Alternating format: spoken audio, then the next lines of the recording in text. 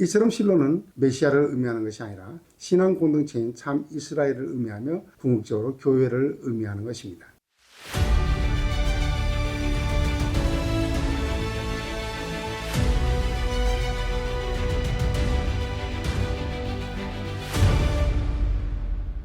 여러분 안녕하십니까? 이번 영상은 창세기가 진숙해지기의 21번째 영상으로 창세기 37장의 야곱의 털레들에 따른 창세기 49장의 야곱의 예언 중에서 유다 예언에 대한 보충 설명으로 실로에 대하여 말씀드리려고 합니다. 다만 단에 대한 예언과 요셉에 대한 예언은 앞으로 두 번에 나누어서 말씀드리겠습니다. 그러면 먼저 창세기 49장 8절로 12절을 보시겠습니다. 유다야 너는 내 형제의 찬송이 될지라 내 손이 내 원수의 목을 잡을 것이요 내 아버지의 아들들이 내 앞에 절하리로다. 유다는 사자 새끼로다. 내 아들아 너는 움킨 것을 찢고 올라가도다.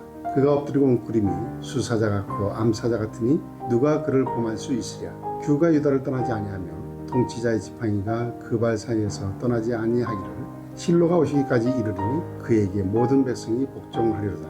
그의 나귀를 포도나무에 매며 그의 암나귀 새끼를 아름다운 포도나무에 맬 것이며 또 그 옷을 포도주에 빨며 그의 복장을 포도주즙에 빨리로다. 그의 눈은 포도주로 인하여 붉겠고 그의 이는 우유로 말미암아 기리로다 라고 했습니다. 특별히 10절은 하나님께서 야곱의 톨레트를 통하여 하나님의 나라를 세우시기 위한 목적으로 구원 역사를 이루어 가시는 기초를 놓는 것입니다. 그러므로 창세기는 창세기 49장 8절로 12절을 목적으로 기록되었고 결정적으로 10절에서 구원 역사의 서막을 펼쳐 보인 것입니다. 그러면 다시 10절을 보시겠습니다. 규가 유다를 떠나지 아니하며 통치자의 지팡이가 그 발 사이에서 떠나지 아니하기를 실로가 오시기까지 이르리니 그에게 모든 백성이 복종하리로다 해서 실로가 오시기까지 이르리니에 대하여 보시겠습니다. 문제는 실로에 대한 의미가 무엇인지 알기가 쉽지 않다는 것입니다. 그러기에 실로에 대하여 학자들 간의 이견도 분분하고 번역도 다양합니다. 그럼에도 불구하고 신자들은 실로에 대하여 메시아다 혹은 같은 의미에서 예수님이시다 라고 생각하는 분들이 많습니다. 이렇게 쉽게 생각하는 실로는 구약 성경에서 창세기 49장 10절에 단 한 번밖에는 나오지 않습니다. 그리고 신약 성경 어디에도 실로에 대하여 언급한 사실이 단 한 번도 없습니다. 그러므로 실로가 무엇을 의미하는지는 쉽지 않습니다. 한 예로 개역개정을 보시면 실로와 실로를 구분하지 않고 같은 단어로 번역을 했습니다. 그래서 원문의 실로와 실로를 같은 단어인 실로로 번역했습니다. 그러나 원문을 보시면 분명하게 구분이 되어 있습니다. 장소와 관련되는 원문의 실로는 모두 9번으로 분명하게 지역에만 사용되었습니다. 그런데 실로는 창세기 49장 10절에 단 한 번밖에는 나오지 않습니다. 그럼에도 불구하고 창세기 49장 10절의 실로에 대하여 설명한 곳이 성경 어디에도 없습니다. 다시 말해서 실로에 대하여 추적할 만한 성경의 자료가 없다는 것입니다. 그리고 실로는 원형과 어근이 같은 실로인데 실로에 대한 사전적 설명도 부족합니다. 이처럼 실로에 대한 문제는 간단한 문제가 아닙니다. 그러므로 이번 영상은 실로가 무엇을 의미하는 것인가에 대하여만 간략하게 말씀드리려고 합니다. 먼저 실로가 오시기까지의 원문을 보시면 원문은 아드키 야보 실로입니다.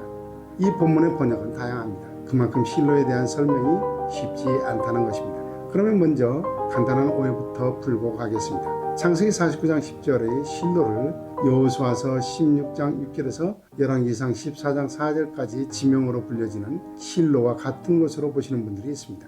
그 이유는 창세기 49장 10절의 실로와 여호수아서 16장 6절에서 열왕기상 14장 4절까지 9번을 지명으로 불려지는 실로를 모두 같은 단어인 실로로 번역했기 때문입니다. 그리고 해막을 지명인 실로에 세웠기 때문일 것입니다. 그러나 분명한 것은 창세기 49장 10절의 실로는 지명인 실로와 같은 것으로 볼 수 없습니다. 왜냐하면 실로와 실로는 각각 다른 단어이기 때문입니다. 그리고 의미도 다릅니다. 그러므로 실로와 실로는 구분해야 합니다. 그러면 이제 창세기 49장 10절을 실로가 오시기까지로 번역한 아드키 야보 실로에 대하여 보시겠습니다. 먼저 70인역의 번역을 보시겠습니다. 70인역은 아드키 야보 실로를 헤오스 안 엘데 타 아포케메나 아우토로 번역을 했습니다. 이것을 다시 번역하면 참으로 그가 그 예비된 것에 오시기까지입니다. 여기서 그 예비된 것에의 타 아포케메나는 실로를 의미합니다. 이처럼 70인역은 실로를 타 아포케이메나로 번역하여 그 예비된 것에라고 했습니다. 그렇다면 개혁개정이 주어로 번역한 실로는 주어가 아니라 목적어입니다. 그러면 이제 아드키 야보 실로에서 주어를 찾아보겠습니다.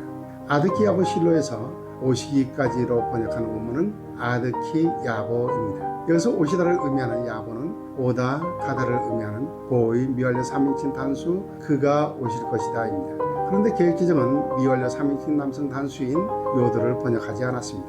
3인칭 단수 요드는 그가입니다. 그런가 하면 개혁개정은 목적어 실로를 주어로 번역했습니다. 그러므로 개혁개정처럼 실로를 주어로 본다면 한 문장에 주어가 두 개가 있는 것입니다.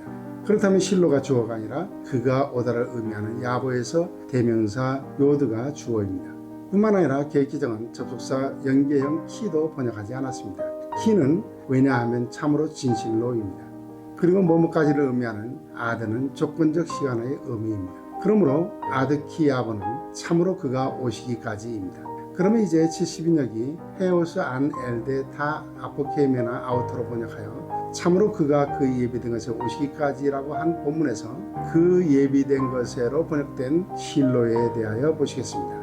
이것을 이해하기 위해서는 창세기는 모세 5경 중의 하나로서 기록자가 모세라는 점을 생각해야 합니다. 그러면 이제 모세가 마지막으로 이스라엘 지파를 축복할 때에 유다 지파에 대한 축복을 보시겠습니다. 신명기 33장 7절입니다. 유다에 대한 축복은 이러하니라. 일러스되 여호와여 유다의 음성을 들으시고 그의 백성에게로 인도하시오며 그의 손으로 자기를 위하여 싸우게 하시고 주께서 도우사 그가 그 대적을 치게 하시기를 원하나이다 라고 했습니다. 모세는 유다에 대한 축복에서 여호와여 유다의 음성을 들으시고 그의 백성에게로 인도하시오며 라고 했는데 본문을 보시면 베엘 암모 테미엔누입니다. 먼저 인도하시오며로 번역한 테미엔누를 보시겠습니다. 테미엔누에서 우는 대명사 3인칭 남성 단수입니다. 그리고 테의 트는 동사 히필 미완료 2인칭 남성 단수 희구법 강조입니다. 참고로 말씀드리면 히필은 사역형입니다. 그리고 희구법은 화자의 바램을 표현하는 것으로서 용어면에서 기원, 소원, 소망을 의미합니다. 그러므로 인도하시오며로 번역한 테미엔누는 보호의 대명사 3인칭 남성 단수와 동사 히필 미완료 2인칭 남성 단수 희구법 강조로서 당신이 그를 들어오게 하소서입니다. 그러면 그의 백성에게로 인도하시오며 라고 번역한 베엘 암모 테메누를 다시 번역하면 그리고 당신이 그를 그의 백성에게로 들어오게 하소서입니다. 이처럼 창세기 49장 10절의 야곱의 예언에서 아드키 야보 실로의 참으로 그가 그 예비된 것에 오시기까지와 신명기 33장 7절의 모세의 축복에서 베엘 암모 테메누의 그리고 당신이 그를 그의 백성에게로 들어오게 하소서는 같은 의미라는 것을 알 수 있습니다. 그러므로 창세기 49장 10절의 야곱의 실로 예언은 신명기 33장 7절의 모세의 축복으로 이어지는 연장선상에서 보아야 합니다. 이와 같은 면에서 창세기 49장 10절의 야곱의 예언과 신명기 33장 7절의 모세의 축복은 일치되는 것입니다. 그리고 창세기 49장 10절의 그가에서 그는 신명기 33장 7절의 그를 그의 백성에게로의 그와 동일합니다. 그러므로 그는 유다를 통하여 나타날 통치자를 의미합니다. 다시 말해서 창세기 49장 10절과 신명기 33장 7절의 그는 유다 왕국의 역사를 볼 때 다윗 왕국의 왕권을 가지고 오시는 메시아를 의미합니다. 그러므로 창세기 49장 10절에서 그 예비된 것의 의미인 실로와 신명기 33장 7절의 그의 백성의 의미인 엘 암무는 신앙 공동체인 참 이스라엘을 의미하나 궁극적으로 교회를 의미합니다. 이처럼 실로는 메시아를 의미하는 것이 아니라 신앙 공동체인 참 이스라엘을 의미하며 궁극적으로 교회를 의미하는 것입니다. 그러므로 창세기 49장 10절에서 그가 오신다는 의미의 단어 야보에서 번역되지 않은 요드가 메시아를 의미하는 것입니다. 앞에서 말씀드린 바와 같이 요드는 미완료 3인칭 남성 단수로 그가입니다.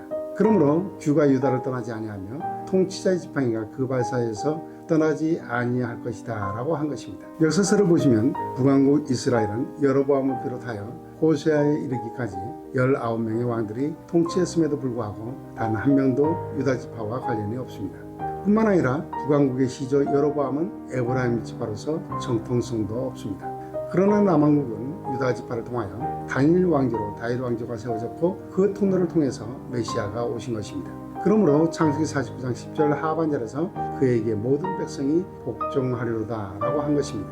여기서 그에게를 다윗 왕가의 통치로 보는 분들이 있습니다. 그렇다면 유다 왕국의 모든 왕들로 보아야 하기 때문에 그에게가 아니라 그들에게라고 해야 하는데, 개역개정의 번역과 같이 원문의 로는 전치사 남성 3인칭 단수로 그에게입니다. 여기서 단수를 사용한 것은 궁극적으로 메시아를 지칭하기 때문입니다. 특별히 규가 유다를 떠나지 아니하며 라고 했는데, 규의 세페트는 왕이 가지는 지팡이로 지휘권을 의미합니다. 그리고 통치자의 지팡이를 의미하는 우메호케크의 하가크는 법률적 통치를 의미하는 것으로서 나라의 완전한 통치를 의미하는 것입니다. 이는 나라의 통치가 유다를 떠나지 않을 것을 의미합니다. 그리고 그 나라는 유다 지파를 통하여 세워지는 나라로서 메시아를 의미하는 그가 그 예비된 것을 의미하는 신앙 공동체에 오시기까지의 유다 지파의 통치를 의미합니다. 그러므로 유다 지파에게 주어진 규는 유다 지파에서 떠나지 않고 하나님의 법률적 통치가 유다 지파에서 떠나지 않는다는 것입니다. 언제까지 떠나지 않는가 하면 메시아 그가 하나님의 백성인 신앙 공동체 참 이스라엘, 다시 말해서 신앙 공동체인 교회에 오시는 그때까지 떠나지 않는다는 것입니다.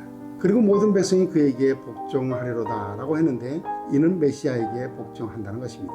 이제 정리해 봅니다. 신자들의 메시아라고 알고 있는 실로는 메시아를 지칭하는 것이 아니라 그 예비된 것이며, 그 예비된 것은 모든 백성을 의미하는 것입니다. 그리고 모든 백성은 신앙 공동체인 참 이스라엘을 의미하는 것으로서 신앙 공동체인 교회를 의미하는 것입니다. 그러므로 야고보의 그가 오실 것이다 해서 그가 메시아를 의미하는 것입니다. 이어서 창세기 49장 10절에서 그에게 모든 백성이 복종하리로다 라는 말씀을 보시겠습니다. 먼저 원문을 보시면, 원문은 베로 이케하트 암미임입니다. 번역하면 그리고 그에게 백성들이 복종할 것이다 입니다. 그러므로 신명기 33장 7절에서 모세는 유다에 대한 축복에서 벨 암모 테메누라고 하여 그리고 당신이 그를 그의 백성에게로 들어오게 하소서라고 한 것입니다. 오늘 영상은 여기까지입니다. 다음 영상은 단에 대하여 말씀드리겠습니다. 감사합니다.